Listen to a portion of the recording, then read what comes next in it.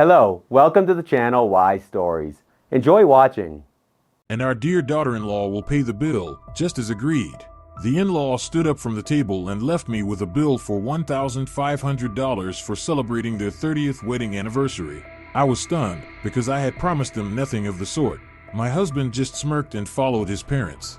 But when that trio showed up at our place, a surprise was waiting for them at the front door.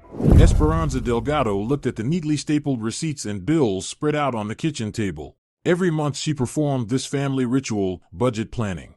At the bottom of the column of numbers was the coveted sum, $1,500. Her and Sebastian's stash for a down payment on a mortgage was growing slowly but steadily. "Another 6 months and we'll have enough for a 2-room apartment in a new building," she said as her husband appeared in the kitchen doorway with a cup of coffee. His tousled hair and rumpled t-shirt betrayed yet another day spent at home on the computer.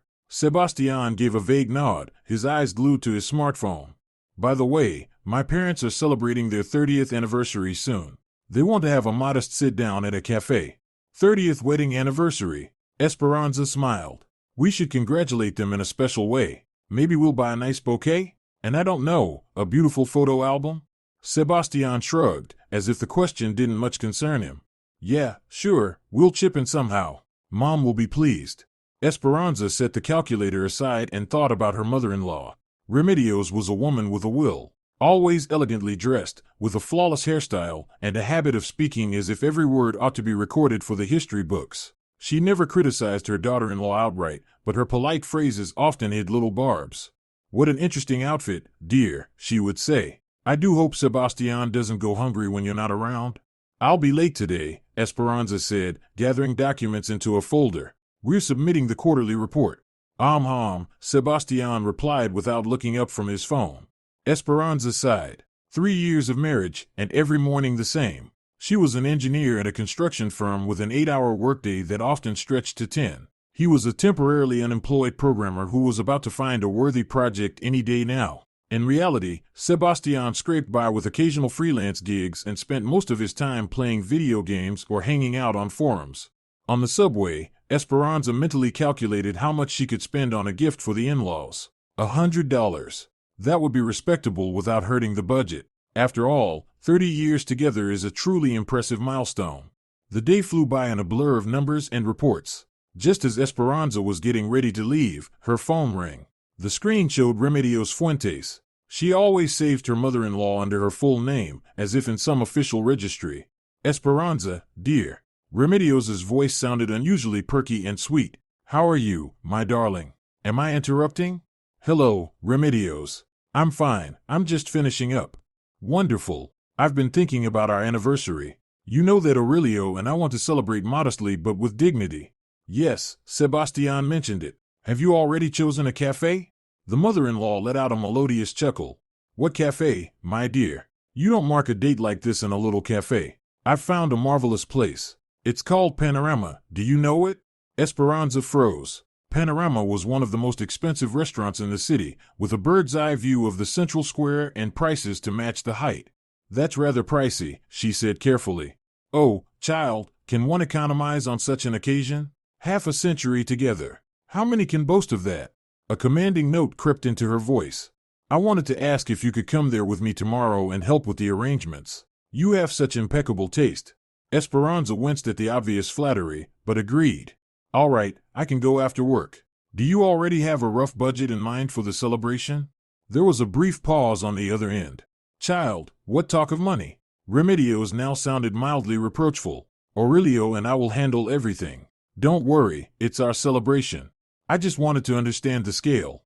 "The scale will be appropriate," the mother-in-law cut her off. "Tomorrow at 6 at the restaurant entrance. Don't be late."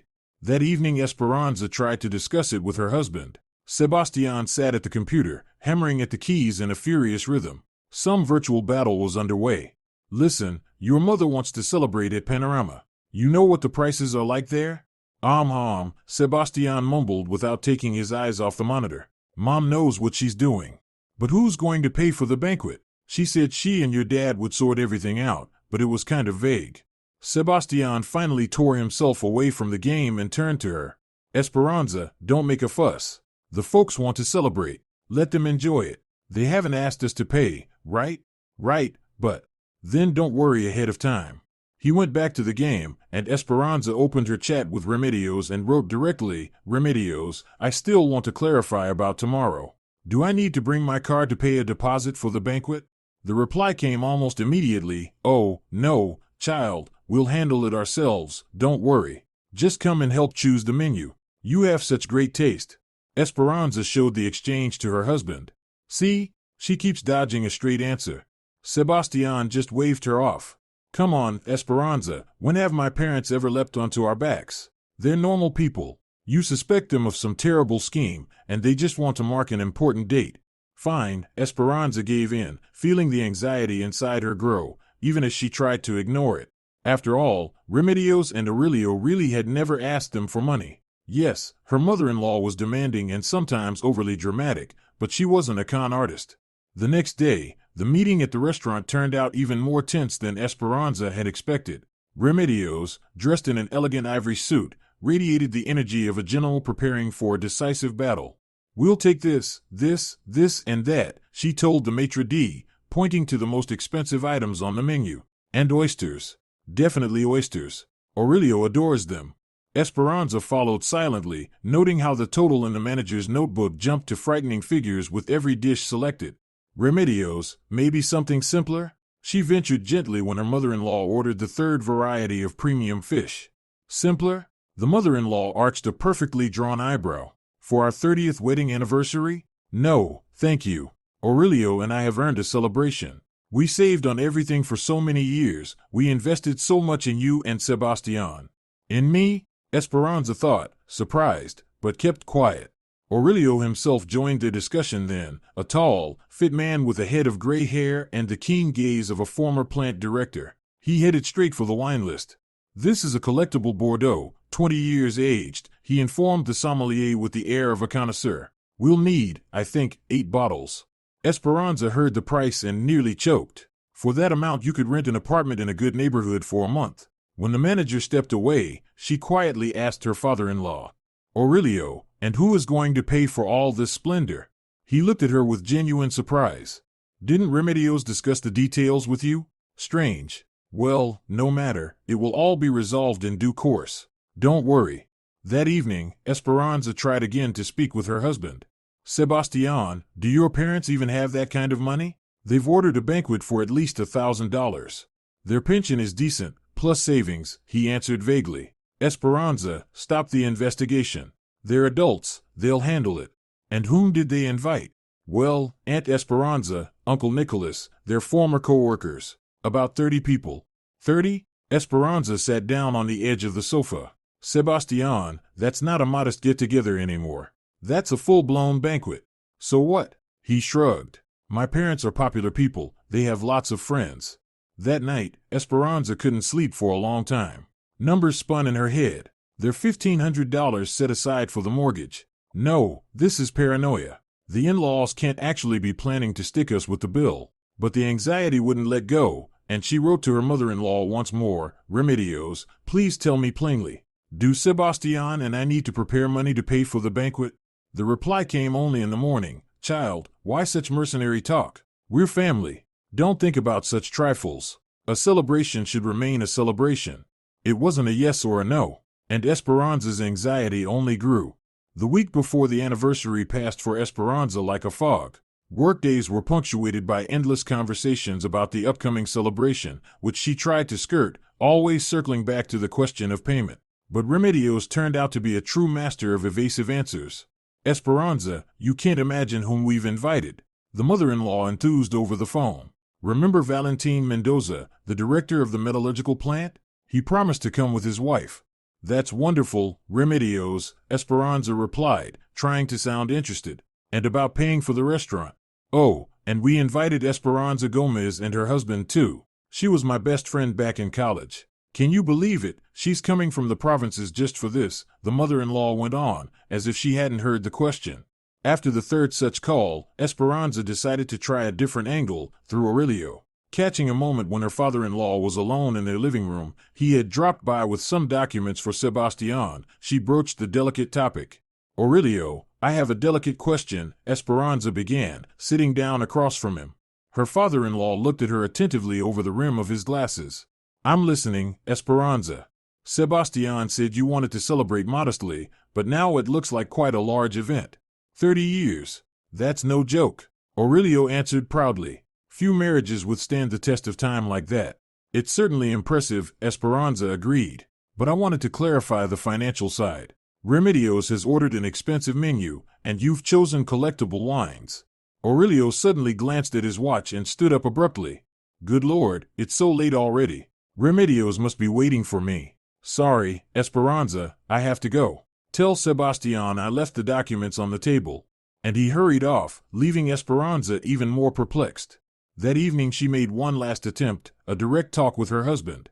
Sebastian, I'm seriously worried, she said, standing in the doorway of his home office, that corner of the living room where the computer stood and papers always lay scattered. Your parents won't give a straight answer about who's paying for the banquet, and the amount will be no small thing.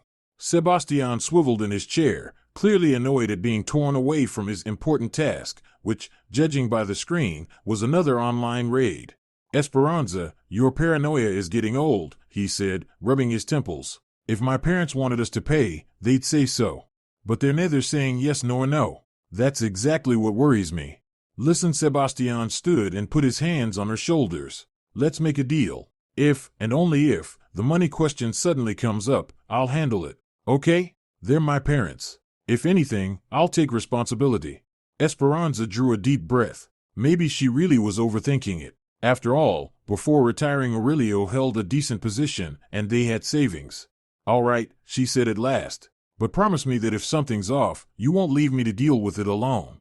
I promise, Sebastian smiled and pecked her on the cheek. Everything will be fine. Esperanza smiled back uncertainly. Something still scratched at her chest, but she decided to trust her husband. After all, they were his parents. He wouldn't indulge them if they were up to something dishonest.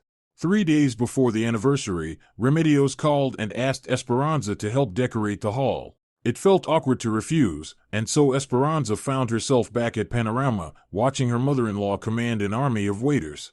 No, these flowers belong on the newlyweds' table, that is, on our table, mine and Aurelio's. Remedios corrected herself with a dreamy smile. The pink ones go on the guests' tables, and the chair decorations must be gold.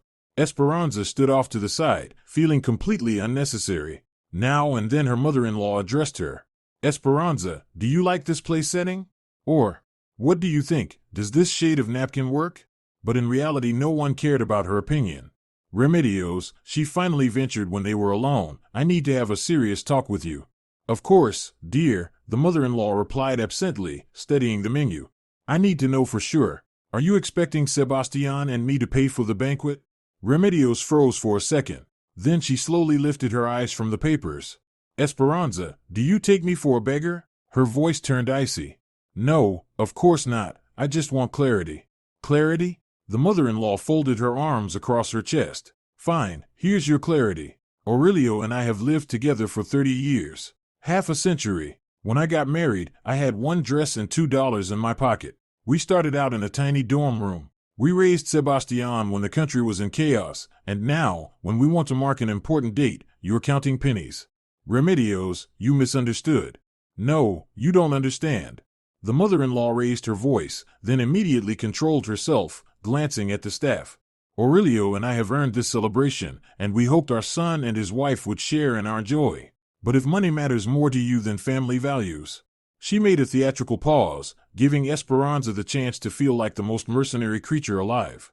I understand the significance of the day, Esperanza conceded. I just wanted to be prepared for everything. Wonderful, Remedios beamed at once. Then it's settled. Now help me choose the desserts. What do you think about a chocolate fountain? Very fashionable these days. Back home, Esperanza went straight to the table and began reviewing the state of their family budget. $1,500, the fruit of 2 years of effort by her and Sebastian. The money was meant for a mortgage down payment. They dreamed of a place of their own, tired of the rental with its forever leaking faucet and mold in the bathroom. She sighed and looked at the photograph on the table. She and Sebastian on a hike. Smiling, happy. Back then, 2 years ago, he seemed so reliable. We'll handle it together, he used to say. And she believed him. Now Esperanza felt that belief thinning by the day. Sebastian was turning more and more into a copy of his father, just as evasive, avoiding straight answers, and indulging his domineering mother in everything. On the anniversary day, Esperanza got ready as if for the chopping block. She put on her best dress, dark blue, strict but elegant, light makeup. At the last moment she decided to wear her grandmother's pearl earrings. They always gave her confidence. "You look great," Sebastian remarked, straightening his tie. He himself wore a new suit bought specially for the occasion. With Esperanza's money, of course. "Thanks," she answered coolly. "You too." They rode in silence. Esperanza looked out the taxi window and told herself she had to be ready for any scenario. Just in case, she took the card with their savings on it. But deep down she still hoped the in-laws were just being dramatic and that no one would demand she pay for someone else's celebration. The Panorama restaurant greeted them with soft light and refined music. Huge panoramic windows opened onto the evening city glittering with thousands of lights. The first guests had already gathered in the main hall. Remedios and Aurelio sat at the head table, accepting congratulations. The mother-in-law wore a luxurious gold lace dress. A massive pearl necklace hung at her throat. Aurelio looked imposing in a dark suit with a gold tie to match his wife's dress. "And here are our dear children," Remedios exclaimed when she saw them. "Come here, we've been waiting for you." Esperanza and Sebastian came up and congratulated the couple. Esperanza presented a bouquet of 50 gold roses and a gift certificate for a photo shoot, a choice that had cost her several sleepless nights and had been agreed with her husband as generous but not ruinous. "Oh, how lovely." Remedios accepted the bouquet and passed it to the waiter beside her. "Isn't that right, Aurelio? Our children are so thoughtful." Was it her imagination, or did a hint of mockery flicker in her eyes? They were seated at a table, but not next to the celebrants, as Esperanza had expected, rather off to the side, almost in the corner of the hall. Beside her sat some distant relatives whom Esperanza had seen maybe twice in her life. "Esperanza, I'm going to greet Uncle Vicente," Sebastian whispered and vanished before she could answer. Esperanza remained alone among near strangers. The middle-aged woman to her right gave her outfit a steadying look. "So you're Sebastian's wife?" she asked in the tone of a teacher calling a poor student to the board. "Yes, I'm Esperanza," she said, offering a hand. "Esperanza Montoya," the woman introduced herself, giving a limp handshake. "And what do you do?" "I'm an engineer at a construction company." "Wow." Esperanza Montoya's eyebrows shot up. "And Sebastian, is he in IT?" "Yes," Esperanza answered evasively, not wanting to explain that her husband was basically living off her. "Uh-huh," the woman nodded, wearing a look that suggested she understood everything. "And do you have kids?" Esperanza shook her head. "Not yet. We want to buy an apartment first." "Right," Esperanza Montoya approved. "Housing comes first these days. Mine aren't rushing with grandkids either. First the mortgage, then the fancy renovation, now they want a car. And time keeps passing." Esperanza smiled politely, keeping the conversation going, but her eyes were searching for her husband. Sebastian drifted between tables, greeting everyone, joking and laughing. He wasn't looking at her. Meanwhile, the real feast began. Waiters brought in one luxurious dish after another. Oysters on ice, tuna tartare, stuffed quail, marbled beef with truffle sauce. Aurelio personally presented each bottle of wine, explaining the harvest and the terroir. Remedios glowed like a Christmas tree. She moved from table to table, receiving compliments and praise. "What a wonderful celebration. Everything is so refined. You and Aurelio are a true example to us all." Esperanza watched the spectacle, the unease inside her growing. She saw Sebastian return to the head table and start an animated conversation with his father. Then Remedios joined them, and all three glanced in her direction. "It's not paranoia," Esperanza told herself. "They're just talking." But an inner voice whispered, "Prepare for the worst." By dessert, Esperanza was emotionally exhausted. She had barely touched the food, though everything was exquisite. The conversations around her floated past: politics, prices, someone's kids getting into prestigious universities. Then Remedios stood and tapped her spoon against her glass. The hall gradually quieted. "Dear friends," her voice rang with excitement and pride. "Aurelio and I are endlessly grateful to all of you for sharing this special day with us. 30 years is a lifetime full of joy and trials. But love helped us overcome everything." The guests applauded. Aurelio stood beside her, wrapping an arm around her waist. "We've come a long way," Remedios continued. "From a dorm room to our own apartment. From a modest wedding with sandwiches to..." She swept her arm around the luxurious hall. This splendor. Another wave of applause. And today we especially want to thank our children. Our beloved son, Sebastian. She extended a hand toward him, and Sebastian stood, bowing like an actor after a performance. And of course, Esperanza tensed, sensing something irreversible approaching. Our dear Esperanza. Remedios turned to her, and all heads in the hall followed her gaze. Who, as we agreed, took on the organization and payment for this wonderful evening? Esperanza froze. Her ears buzzed, and for a moment she thought she'd misheard. But no, Remedios continued. Such generosity, such respect for her elders. My friends, let's applaud our daughter-in-law, our true provider and benefactress. The hall erupted in applause. Someone even whistled approvingly. Sebastian looked toward her with that smirk she had dreaded, a mix of embarrassment and secret relief. Esperanza's world tilted. She rose mechanically, feeling dozens of approving, admiring, grateful gazes on her. No one, absolutely no one, saw the cruelty of what the Fuentes had just done. Thank you, she managed before sitting down again. And Remedios went on speaking about love and fidelity, about traditions and future generations. Aurelio nodded rhythmically beside her. Soon a waiter approached Esperanza and discreetly laid a black folder before her. The bill, he said quietly. She opened it and saw the amount, $1,474. Almost all their painstakingly saved funds. Her head spun. She wanted to stand up, to shout, to expose the farce. But something, pride, upbringing, fear, kept her from making a scene. Not here, Esperanza thought. Not in public. I won't give them that satisfaction. She slowly took out her card and handed it to the waiter. Her hands trembled, but she tried not to show it. Would you like me to bring the terminal here? The young man asked politely. No, Esperanza replied firmly. I'll go with you. She stood and followed him to the cashier's desk. Somehow she managed to keep her composure as she entered her pen, signed the receipt, thanked them for the service. When she returned to the hall, Remedios and Aurelio were already saying goodbye to guests. They accepted the last congratulations and hugs, gleaming with happiness and pride. Esperanza watched them get into a taxi. None of them looked her way. None said thank you. Sebastian stood beside his parents, helping them into the car. Sebastian, Esperanza called. He turned, a strange expression flickering across his face, guilt mixed with relief. Oh, Esperanza, everything's fine. The folks are heading out. I see, she said coldly. And you're leaving too?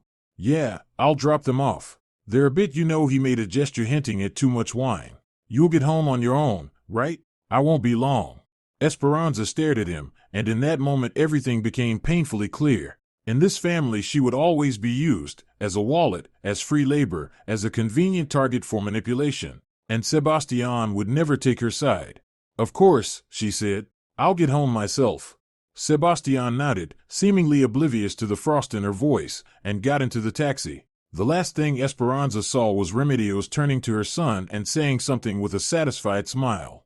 The taxi drove away, leaving Esperanza alone on the sidewalk in front of the luxurious restaurant. Something inside her broke for good, and at the same time grew stronger than ever. She took out her phone and dialed her sister. Paloma, hi. Can I come over? Right now. Paloma's apartment greeted Esperanza with warmth and the soft glow of a lamp. When her sister opened the door, she understood everything from Esperanza's face. Come in, she said simply. The tea's already brewed. Esperanza walked silently into the familiar living room. Everything breathed comfort. A fluffy rug, bookshelves, framed photos. No flashy luxury, only the sincere warmth of a home where you are wanted and loved. Tell me. Paloma set a cup of fragrant tea before her and sat across. And Esperanza told her about the anniversary, the collectible wine and oysters, the theatrical announcement by Remedios, the bill for $1,474, Sebastian smirked. You'll get home on your own. Paloma listened without interrupting. Only her eyes grew darker with anger. That old witch. She finally exhaled when Esperanza finished. And that husband of yours, how could he do that? You know what's the worst part? Esperanza cupped her hands around the warm mug, thawing her stiff fingers. I felt it coming. All week I asked directly who would pay. And none of them, not the mother-in-law, not the father-in-law, not Sebastian, gave me an honest answer. Because they planned it in advance, Paloma said sharply. This wasn't an accident. It was a calculated betrayal. Yes, Esperanza nodded, exactly. And you know what I realized, standing there with that bill? This will never end. Today a banquet for $1,474, tomorrow new furniture for their apartment, the day after a vacation at the seaside. She fell silent, gazing out at the night city. What are you going to do? Paloma asked quietly. Esperanza slowly turned to her sister. Leave. For good. Are you sure? Absolutely. I won't be anyone's cash cow anymore. Paloma nodded and stood up. Then make yourself at home. The guest room is yours for as long as you need. I'll get you a towel and everything else. The night passed in a kind of numbness. Esperanza lay in the guest room, staring at the ceiling. She had turned off her phone as soon as she arrived. She didn't want to hear apologies or excuses, especially excuses. Morning brought a strange clarity. Over breakfast, Paloma asked, "So what now? You'll just walk away?" Esperanza stirred her coffee thoughtfully. "No, they won't get off that easily." "What are you planning?" Paloma looked at her intently. "Remember Valentin Herrera? I think he specialized in family law." "Herrera? Of course I remember. He and his team have an office on North Avenue now. So you want to?" "Just to talk," Esperanza answered. "To learn my rights and options." Valentin Herrera's call turned out to be unexpectedly well-timed. He happened to have a gap between meetings. An hour later, Esperanza was sitting in the sleek office of the law firm Herrera Partners. "Long time no see, Esperanza," smiled Valentin, a tall dark-haired man with a sharp gaze. "I'm sorry the occasion isn't pleasant." "Sadly, no," she gave a faint smile in return. "Tell me what happened." Esperanza laid out the situation, briefly and by the facts. Marriage to Sebastian, his practical dependence for 3 years, the in-laws' anniversary, the trap with the bill, her husband's betrayal. Valentin took notes in his pad. "And what do you want to achieve in the end?" "Justice," Esperanza said firmly, "and my money back." "All right," the attorney nodded. "Then we start with divorce. If your husband effectively didn't work and lived off you, there are grounds to claim spousal support in your favor." "Is that possible?" Esperanza was surprised. The spouse who was dependent is obliged to support the spouse in need, especially if the inability to provide for oneself arose because of that spouse's bad faith actions. "And what about the banquet money?" "That's trickier, but also solvable." Valentin tapped his pen on the desk. "As I understand it, you never consented to paying for the restaurant?" "Of course not. On the contrary, I kept asking my mother-in-law who would pay, and she dodged the question. I have all the messages." "Excellent. Then we can qualify it as unjust enrichment. Your mother-in-law obtained a benefit at your expense without legal grounds, plus emotional distress, public humiliation. And evidence? The correspondence, 1. Witness testimony, 2. The restaurant staff surely heard her announce that you would be paying for the banquet. There's likely video, 2. Restaurants usually have surveillance in the halls." Valentin leaned back in his chair, studying Esperanza closely. "I should warn you, it won't be easy. Family matters are always emotionally heavy. Your husband may deny that he wasn't working. Your mother-in-law may claim you had an agreement to pay. But if you're ready to go the distance—" "I am," Esperanza nodded resolutely. "Then let's begin. First we'll draft a petition for dissolution of marriage, then a claim for spousal support from your husband retroactively for the 3 years you effectively supported him, and finally a suit against your mother-in-law for unjust enrichment." "And when can we do all that?" Esperanza asked. "We'll prepare the first documents today," Valentin smiled. "The sooner we start, the better." That evening Esperanza finally turned her phone back on. 20 missed calls from Sebastian, 5 from her mother-in-law, 3 from her father-in-law. Voicemails, texts, messenger pings. "Esperanza, where are you? Why aren't you picking up?" "Esperanza, darling, are you upset? It was supposed to be a surprise." "Esperanza, don't be foolish. Come home." The last message from Sebastian came an hour ago. "That's it, I'm going to Paloma's. Stop hiding." Esperanza checked the time. He should appear any minute. She took a deep breath and turned to her sister. "He's on his way here. Do you mind?" "Let him come," Paloma shrugged. "I'll tell him exactly what I think." "No need, I'll do it myself." The doorbell rang 20 minutes later. Paloma opened it. From the threshold came Sebastian's irritated voice. "Where's Esperanza? I need to talk to her." "Hello, Sebastian," Paloma replied coolly. "Come in, she's in the living room." Sebastian walked in, rumpled, eyes red from lack of sleep. He stopped when he saw Esperanza sitting calmly in an armchair. "Esperanza, you really put me through it." I've been going out of my mind, he began at once. Why did you leave? Why did you turn your phone off? Don't you have a guess? Esperanza asked quietly. Well, I get that you were upset about the bill, Sebastian put on a guilty face. But that's no reason to run away from home. Mom just wanted to make a grand gesture. A grand gesture? Esperanza stared at her husband, unable to believe her ears. Your mother publicly humiliated me and stole all our savings for the down payment, and you call that a grand gesture? She didn't steal, he faltered. Look, they've been together for 30 years. A date like that had to be marked properly. Mom went a bit overboard with the announcement, but she just wanted everyone to appreciate you. Stop, Esperanza raised her hand, just stop. The three of you planned this, deliberately and in advance. And you knew perfectly well I would be the one paying. That's not true, Sebastian protested. I thought they'd cover it themselves. Then why didn't you intervene when your mother announced that I'd be paying? Why did you just smirk and walk away? Sebastian lowered his eyes. I panicked. It was unexpected. Lies, Esperanza said calmly. That's enough. I'm filing for divorce. What? He blanched. Over some restaurant bill? Esperanza, you've lost your mind. It's just money. We'll earn more. No, Sebastian, not over the bill. Over betrayal. Over the fact that in 3 years of marriage you didn't spend a single day officially working and lived off me. Over the fact that you always choose your mommy's side, not your wife's. Esperanza stood and walked to the coffee table where a stack of documents lay. Here is the petition for divorce. Here is the claim for spousal support from you for the 3 years you lived at my expense. And here is the suit against your mother to recover unjust enrichment of $1,474 plus interest for the use of my funds. Sebastian stared at the papers, mouth open. You can't do this. She's my mother. Already did, Esperanza answered coldly. Tomorrow it all goes to court. But support? From me? He laughed nervously. That's absurd. Husbands don't pay support to their wives. Family Code article, Esperanza said evenly. Spouses are obliged to support each other. You lived at my expense, didn't work, now you'll repay the debt. Sebastian flushed darkly.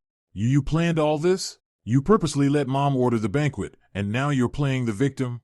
Let her. Esperanza raised an eyebrow. I have the entire thread where I directly ask who will pay for the banquet and your mother dodges the answer. I have witness statements from waiters who heard her announce that I'm paying. And the restaurant's surveillance footage. Sebastian's expression changed. He realized he was in a serious trap. Esperanza, let's talk. He tried to take her hand. I get that you're upset, but we're family. We can settle this quietly, without courts.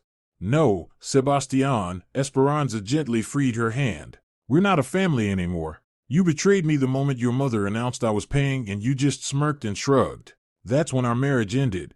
But the money, he persisted. If those miserable $1,000 matter so much to you, I'll borrow and pay you back. Why drag the courts into it? Because it isn't about the money, Esperanza answered wearily. It's about respect and trust, and we don't have those anymore. Sebastian stood there, clenching and unclenching his fists. Then he snapped. Mother was right. You've always only thought about yourself. Send her my regards, Esperanza replied calmly, and tell her she'll receive the summons tomorrow. Sebastian spun around and stormed out, slamming the door. Paloma came out of the kitchen, where she had tactfully waited out the conversation. Well? Exactly as I expected, Esperanza shook her head. First excuses, then pleading, then blame. Classic pattern. What now? Now we wait for court, Esperanza took a deep breath. And I want to file a motion for a writ of attachment to secure the claim. To place a lien on the Fuentes assets until the judgment. Whoa, Paloma whistled. You're already talking like a real lawyer. Esperanza managed a faint smile. Valentin explained everything. If we don't act, the Fuenteses might start selling off or retitling assets. The next day brought a new turn of events. Esperanza filed the papers with the court. By evening the bailiffs had received an order to inventory the property in the apartment where Esperanza and Sebastian lived.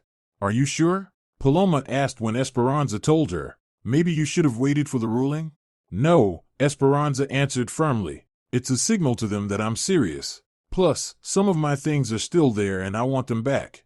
She didn't tell her sister that since early morning her phone had been blowing up with calls and messages from the Fuentes family. First came threats from Remedios, you'll regret this. Then tearful pleas from Sebastian, Esperanza, let's talk it out, I'm begging you on my knees. And finally, the heavy artillery, a call from Aurelio, who first tried to appeal to her conscience and then said bluntly, "Remedios and I were going to the country house, but since you're behaving like this, we'll stop by your apartment and take the remaining wedding gifts." That was when Esperanza decided to accelerate events. The next morning, Remedios, Aurelio, and Sebastian drove to the building where the young couple rented their flat. As the mother-in-law put it in her message, they were going to have a family talk and pick up a few things. Esperanza knew what that meant, an attempt to carry off anything they could sell. Esperanza wasn't there, but one could imagine the Fuentes' shock when they found a bailiff's notice on the door announcing the start of the inventory procedure. "We hereby inform you that, on the basis of a writ of execution dated such and such, a property inventory procedure has begun to secure the plaintiff's claims. Unauthorized removal of property is a violation of the law." Esperanza's phone exploded with calls. She didn't answer a single one. But from her friend Paloma, who lived on the same landing, they learned that Remedios nearly fainted right there on the stairwell, and Aurelio clutched his heart so hard they had to call an ambulance. Sebastian rushed between his parents, cursing the ungrateful which we gave everything to. "Funny," Paloma remarked after hearing the story. "You're the one who gave them everything, not the other way around." "They've always lived like that," Esperanza said with a bitter smile, "taking what's not theirs and acting like they're doing you a favor by letting themselves give it." The court hearings began 2 weeks later. Esperanza assembled an impressive file of evidence, bank statements proving she had paid all household expenses for 3 years, a letter from her employer confirming her salary, records showing that Sebastian hadn't worked officially anywhere, screenshots of her chats with her mother-in-law about paying for the banquet, written testimony from the manager of the Panorama restaurant, and, as the cherry on top, surveillance video showing Remedios telling the guests that the daughter-in-law would pay for the banquet as agreed. Valentin Herrera turned out to be a brilliant attorney. He methodically dismantled every argument from the Fuentes lawyer, offered impeccable legal grounds, and even got the judge to smile a few times, a rarity in procedural hearings. Particularly striking was the cross-examination of Remedios. She came to court in a severe black suit, wearing the face of injured innocence. "Tell me, Remedios," Valentin asked, "do you maintain that you and the plaintiff agreed in advance that she would pay for the banquet?" "Yes, of course," the mother-in-law answered firmly. "Esperanza offered it herself. She said she wanted to give Aurelio and me an anniversary gift." "And when was this?" "A month before the celebration. She came to visit and said, 'Remedios, I want to take charge of your party. It will be my gift.'" "Interesting," Valentin nodded. "Then explain this." He showed printouts of their messages. "Why does the plaintiff ask you several times, point blank, who will pay for the banquet? And why do you avoid answering?" Remedios faltered. "Well, it was a kind of game. She pretended not to remember our conversation, and I kept up the intrigue." "A game?" Valentin raised an eyebrow. "So you claim that, knowing your daughter-in-law intended to give you a $1,000 gift, you decided to play games and not confirm it directly?" "Yes," the mother-in-law replied uncertainly. "I like surprises." "Then explain another oddity," Valentin continued. "Why is there not a single mention in your messages of this supposed conversation? Something like, 'Esperanza, don't pretend you forgot,' or 'as we agreed last time.'" Remedios began nervously fingering the pearl strand at her neck. "I didn't think I needed to remind her." And finally, Valentin produced another document. Here are the statements of the Panorama restaurant manager. I quote, "When Mrs. Fuentes was choosing the menu, I asked who would be paying for the banquet. I was told, my husband and I, of course. It's our celebration. Do you recall this conversation?" Remedios turned pale. Her lawyer jumped up with an objection, but it was too late. Everyone in the courtroom had already seen the witness's reaction. All the Fuentes' other arguments fell apart just as neatly. Sebastian claimed he had freelanced and contributed to the family budget, but couldn't provide a single proof, no bank transfers, no contracts, no tax returns. The litigation lasted nearly 6 months. In that time, Esperanza managed to rent a small apartment, find a new job with higher pay, and even set aside a bit toward a fresh mortgage down payment. She had no contact with Sebastian, everything went through the attorneys. But one day he lay in wait for her outside her office. "Esperanza, let's talk." He looked gaunt and worn. "I'm sick of these courts and lawyers." "So am I," she replied coolly. "But you left me no choice. Listen, I got a job. Officially." He swallowed nervously. "As a loader at a building supply store. The pay's small, but at least it's something." "Congratulations," Esperanza nodded. I'm glad you finally grew up. Esperanza, maybe that's enough? Despair crept into his voice. Let's just get a quiet divorce. I admit what my parents and I did was vile, but these trials drain everyone. Mom's in bad shape, Dad too. Sebastian Esperanza looked him straight in the eye. When your mother publicly humiliated me and made me hand over all our savings for her party, was she thinking about my feelings? When you stood by and watched, were you thinking how I felt? So why should I think about you now? Because you're better than us, he said quietly. Maybe, Esperanza agreed, but sometimes good people still have to seek justice. See you in court, Sebastian. At last, 6 months later, the court issued its ruling. Esperanza won on all counts. The marriage was dissolved. Sebastian was ordered to pay spousal support for the 3 years, calculated from the region's average wage, since he had avoided gainful employment. Remedios had to return $1,474 as unjust enrichment, plus interest for the use of another's funds over 6 months, about $200 more. The Fuenteses filed an appeal but lost, and Esperanza obtained writs of execution and handed them to the bailiffs. Wage garnishment began for Sebastian, and pension deductions for his parents. Throughout this time, Valentine Herrera, who had zealously guarded her interests, became more than just her lawyer. Their professional relationship gradually grew into a friendship. He admired her resolve and principles, she valued his intellect and integrity.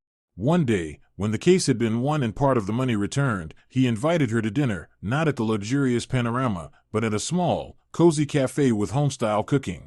To justice, Valentine raised his glass. To a new beginning, Esperanza smiled back. Her mother-in-law, she never saw her again. Word was, Remedios never accepted defeat. She told everyone how ungrateful their daughter-in-law had turned out to be, how she betrayed their trust and took them to court, not a word about how she herself had set Esperanza up with the banquet bill. Esperanza ran into Sebastian by chance a year later. He was working as a stock clerk at a supermarket. Thinner, with a dull look in his eyes, he didn't recognize her at first, then suddenly turned away, pretending he hadn't seen her. From mutual acquaintances she learned that after all the litigation, Sebastian had been forced to move back in with his parents. There wasn't enough money for rent because of the garnishments. Now he worked 2 jobs, supporting his elderly parents, whose health had noticeably declined after the whole affair. Esperanza felt neither gloating nor pity, only a calm satisfaction that justice had prevailed. She got her money back, if not immediately, and was able to start a new life without toxic people, without manipulation, without betrayal.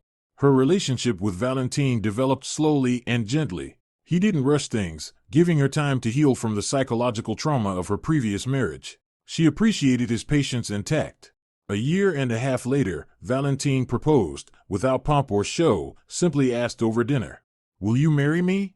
And Esperanza agreed, easily and joyfully, knowing she was safe with this man. They bought an apartment together. He put in the larger share, and she contributed those very funds recovered in court. It was a spacious 2-bedroom in a new building, with bright rooms and big windows. Esperanza finally fulfilled her dream of a home of her own, and with someone she could trust. A month before the wedding, Paloma asked, "Aren't you afraid, after everything that happened with Sebastian?" Esperanza smiled. "You know, that experience taught me the main thing. You can't stay silent when you're being used. You can't tolerate meanness, even if it comes from those close to you. And you can't sacrifice yourself for people who don't value it. With Valentine, it's different. He respects my boundaries and will never make me choose between him and his parents." "He loves you," Paloma said simply. "And I love him," Esperanza nodded. "Real love isn't just feelings. It's respect, honesty, reliability, all the things my first marriage lacked." She fell quiet, gazing thoughtfully out the window at the evening city. "You know, I'm grateful to the Fuentes," she said at last. "For what?" Paloma was astonished. "For the lesson. If not for their vile stunt with the anniversary, I might have spent years in a toxic marriage, hauling an infantile husband on my back and putting up with my mother-in-law's manipulation. As it was, they showed their true faces, and I was able to leave in time. Sometimes you have to hit bottom to push off and swim to the surface." Paloma hugged her sister. "The important thing is you got through it, and now you deserve happiness." "We all deserve it," Esperanza smiled. "Not everyone is ready to fight for it." Esperanza and Valentine planned a wedding without pomp but with heart. They decided on a small celebration by the sea, in a cozy restaurant with a terrace right over the water. 10 of their closest people, simple but good food, music, and the sound of the surf instead of flowery speeches. That was Esperanza's idea of a perfect day. Are you sure you don't want to invite more guests? Valentine asked as they made the list. I have colleagues who'd be happy to share the day with us. Esperanza shook her head. Only the closest. I want to look around and see only those who truly wish us well, not people who came for a free meal or to gossip. Valentine nodded in understanding. After everything she had endured with the Fuentes family, her wish for an intimate celebration made perfect sense. 2 weeks before the wedding, Esperanza received a strange message. Paloma called in the middle of the workday. Esperanza, are you sitting down? I have news. What happened? Esperanza tensed. That tone never boded well. Remedios is in the hospital. A heart attack. Esperanza was silent, taking it in. A strange feeling. No gloating, no pity. Just detached surprise. How did you find out? Marisol from our courtyard told me. Her mother goes to the same clinic as Remedios. She said Remedios happened to see photos of you and Valentine on social media. Someone we both know reposted them. She found out you're planning a wedding, flipped out, and then the ambulance. How is she now? Stabilized, but it's serious. Sebastian is at her side nonstop. Esperanza sighed. I see. Thanks for telling me. Are you upset? Paloma asked carefully. No, Esperanza answered honestly, but I'm not pleased either. I just took note. After that call, Esperanza stood at her office window for a long time, looking at the cityscape. 2 lives, hers and the Fuentes, had diverged like trains on different tracks. Now nothing connected them except the court-ordered obligations, which were gradually being paid off. That evening she told Valentine what had happened. Do you think it was because of your wedding? He asked, slicing vegetables for dinner. Unlikely, Esperanza shrugged. More like the last straw. Remedios always loved to dramatize. Maybe she really was upset that I started a new life after what they put me through. In their minds, I was supposed to suffer and mourn the lost happiness with their precious Sebastian. And you don't regret it? Valentine smiled, already knowing the answer. Not for a second. Esperanza hugged him from behind. As they say, blessings sometimes come disguised as misfortune. The wedding day was clear and warm. The small seaside restaurant greeted them with sunlight dancing on the water and a light breeze carrying the scent of salt and flowers. Esperanza chose a simple white dress without flashy details. Valentine wore a light suit. No ostentation, only sincerity and love.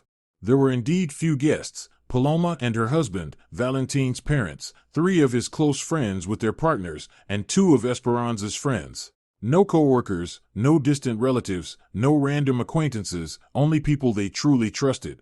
Esperanza was especially nervous before meeting Valentine's parents. After her experience with a mother-in-law, she feared a repeat of toxic dynamics. But her fears proved groundless. Mercedes and Emilio were intelligent, tactful people. No hints about being a proper wife for their son, no attempts to control their life, only a sincere wish for their son's happiness. We're so glad Valentine met you, Mercedes said, hugging Esperanza before the ceremony. For 6 months after you met, he walked around like he was dreaming. He kept telling us how smart and principled you are. Really? Esperanza looked at her groom in surprise. Oh yes, Emilio smiled. Mom, Dad, you can't imagine how she held herself in court. Not a tear, not a scene, just facts and unanswerable logic. We knew then it was serious. Esperanza laughed, feeling the last stone fall from her heart. A new family, a new life, a new beginning. Without fear, without manipulation, without toxicity.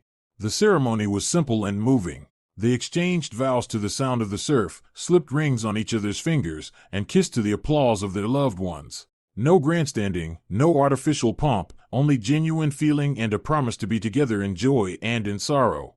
After the formalities came the meal. The food was tasty but unpretentious. Seafood, fresh vegetables, light appetizers. No oysters or marbled beef. Those dishes now carried only unpleasant associations for Esperanza. The wine was good but not collectible. The atmosphere mattered, not the price on the menu. And now a toast from the bride's sister, announced their makeshift MC, Esperanza's friend from university. Paloma stood with her glass. I want to thank my sister for teaching me strength of spirit and how to stand up for yourself. When Esperanza found herself in a situation where many would have swallowed the insult and kept quiet, she found the courage to fight for justice. And today I see that this fight brought her to real happiness. She turned to Valentine. Take care of her. She deserves it. To you both. Everyone raised their glasses. Esperanza wiped away a quick tear. Not sadness, but gratitude. She had truly gone through a lot to end up here, with someone who respected her not in words but in deeds. I have a toast too, Emilio, Valentine's father, said unexpectedly. To justice. I've worked as a lawyer my whole life and seen many cases, and often justice stayed only on paper. But Esperanza's story is a rare case where the truth was not only on her side, it prevailed in reality. And I'm proud that my son was part of this story of justice that became a love story. After the toasts and the meal, as the sun began to tilt toward the horizon, Esperanza and Valentine walked down to the water's edge, leaving their guests to enjoy dessert and easy conversation. Are you happy? Valentine asked, putting an arm around her shoulders.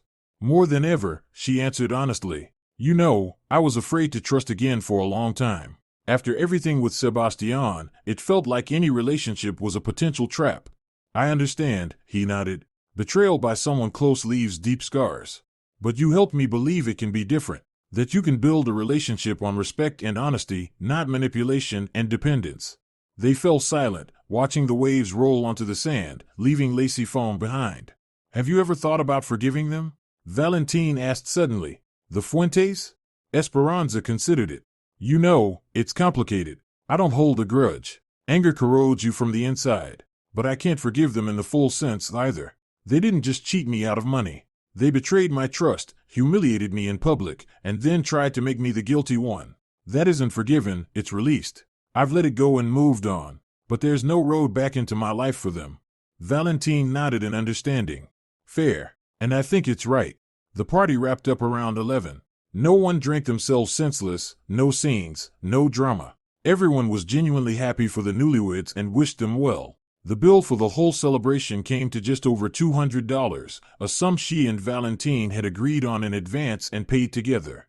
Wasn't that a bit too modest? Esperanza joked as they settled up with the manager. Just right. Valentine smiled. Real values aren't measured in money. A week after the wedding, when they returned from a short honeymoon along the coast, Esperanza ran into Sebastian by chance at the supermarket. He was pushing a cart piled with the cheapest groceries and looked gaunt, older. Seeing his ex-wife, he froze for a moment, then tried to slip past, pretending he hadn't recognized her. Sebastian, Esperanza called to him, "How's your mother?" He turned, surprise in his eyes. "Better. She was discharged last week." "How do you know?" "It's a small world," Esperanza shrugged. "I'm glad she's doing better." "Really?" There was naked doubt in his voice. "Really? I never wished her ill." Sebastian glanced around nervously. "Listen, I know you got married. Congratulations. I hope you're happy now and well, that you'll forget about us." Esperanza steadied her former husband, the shadows under his eyes, the worn clothes, the jittery look. Life clearly hadn't been kind to him lately.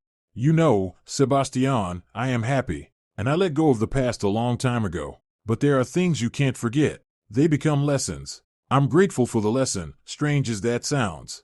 "A lesson?" He blinked, uncomprehending. "Yes, that you can't let others decide for you, use you, or manipulate you, even if those others are family." Sebastian lowered his eyes. "I know what we did was vile, especially me. I should have protected you, and instead I betrayed me," Esperanza finished. "But you know what? It made me stronger and ultimately led me to real happiness. So maybe it was for the best." "Maybe," he agreed uncertainly. "I've learned a lot too. Especially when I had to work as a stock clerk to pay debts and support my parents." "And what did you learn?" "That they, my parents, aren't always right and don't always think about my well-being." He swallowed. "They still insist, Esperanza, that you cheated us and took our money. Even after all the trials, all the proof. Mom keeps saying you're ungrateful and that we did everything for you." Esperanza smiled sadly. "That's called distorting reality. It's easier for them to believe their version than to admit they acted dishonestly." "Probably," Sebastian nodded. "Listen, I have to go. Mom's waiting for her medicine." "Of course." Esperanza stepped aside to let him pass. "All the best, Sebastian." He had already started away, but suddenly turned back. "Esperanza, I really am sorry for how it all turned out. You deserved better." "Thank you," she said quietly. "And I have it now." They went their separate ways, each to their own life. Esperanza walked down the sunlit street feeling a surprising lightness. Meeting the past stirred neither bitterness nor anger, only a calm understanding that everything had happened exactly as it needed to. At home, Valentine was waiting with dinner, news of a case he'd won, and weekend plans. Their life together was unfolding smoothly and naturally, without drama, without manipulation, without toxicity. 6 months after the wedding, Esperanza learned she was pregnant. She and Valentine hadn't planned a child so soon, but they greeted the news with joy. "What do you think, boy or girl?" Valentine asked, resting a hand on his wife's still flat stomach. "I don't know, but definitely the smartest and most just person in the world," Esperanza smiled. "With genes like these." That same evening she received a message from an unknown number. Opening it, Esperanza saw the brief text, "Remedios is gone. Second heart attack this morning. Sebastian." She stared at the phone screen for a long time, unsure what to feel. Not grief, that person had caused too much pain. But not joy either. Death is never a reason for gloating. "What is it?" Valentine asked, noticing her thoughtful look. Esperanza showed him the message. "Remedios died. Second heart attack." "I'm sorry," he said softly. "How are you?" "I don't know," Esperanza answered honestly. "But I definitely won't go to the funeral and pretend to feel grief I don't feel." "Of course," Valentine said, embracing her. "You don't have to pretend." Esperanza sent Sebastian a short reply, "My condolences." No insincere words of sorrow, no malice, just a human acknowledgement of loss. Life went on. The pregnancy was easy, work was satisfying, and her relationship with Valentine only grew stronger. Esperanza seemed to blossom, freed from the toxic ties of the past. She could finally be herself, without fear of judgment or manipulation. A month before the due date, Paloma, who'd stopped by to visit, asked, "What do you think would have happened if you'd stayed with Sebastian? If you'd forgiven him after the anniversary?" Esperanza thought for a moment, stroking her rounded belly.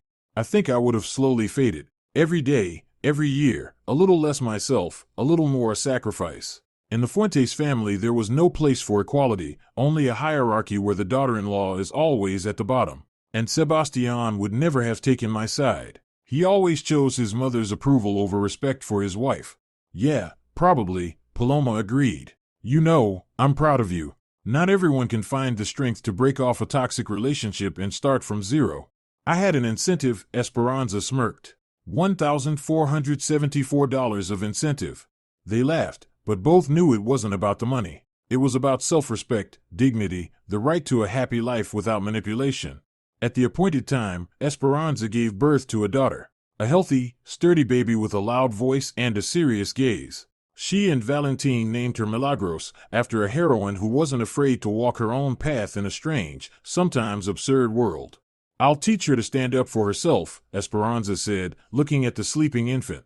"No one will ever manipulate my daughter, make her feel guilty, or use her." Valentine smiled, seeing the resolve in his wife's eyes. "With a mom like that, she'll be just fine." Meanwhile, in a one-room apartment across town, Sebastian Fuentes was sorting his late mother's things. Among old photos, letters, and knickknacks, he came across a battered notebook, Remedios' diary. Curiosity won out and he began to read. "This girl thinks she's smarter than everyone. An engineer, working, earning, saving for an apartment, and my Sebastian isn't good enough for her. No matter. I'll teach her to respect our family. Today I saw her new coat, surely expensive, and at her age Aurelio and I watched every penny. She could at least bring a gift for her mother-in-law. Ungrateful. Sebastian says they're saving for a mortgage. And what about us, Aurelio and me? At our age, taking the commuter train to the country house? No respect for elders." Page after page revealed Remedios' true thoughts and feelings, envy of the daughter-in-law's youth and independence, fear of losing control over her son, irritation that Esperanza didn't submit to the Fuentes family's unspoken rules. And the anniversary scheme was there too, spelled out in detail, with a pre-planned surprise for the daughter-in-law. "Let her learn her place," Remedios had written, "and pay for our dream while she's at it. Aurelio and I have long wanted a trip to the sea, to Turkey. We've earned it in our old age." Sebastian closed the diary, a weight in his chest. For the first time he saw the whole picture, not through the filter of his mother's manipulation, but as it really was. They had indeed used Esperanza, and he had been complicit. He put the diary in a box with her things, but the thoughts wouldn't leave him. For the first time in years, Sebastian felt shame, real, deep, cleansing. And something new, unfamiliar, a desire to make amends, to take a step toward atonement. The next day he went to a notary and filed a statement to pay off the entire remaining court-ordered debt early, the balance he and his mother still owed Esperanza. He had to sell Remedios's old jewelry and take a small loan to do it, but Sebastian didn't hesitate. For the first time in his life, he acted by his own will, without looking over his shoulder at his parents. A week later, the final payment under the judgment hit Esperanza's account, accompanied by a brief note, "Forgive me for everything. I only now understand how wrong we were." Rocking little Milagros, Esperanza showed the message to Valentin. Do you think he really understood? Maybe, Valentin shrugged.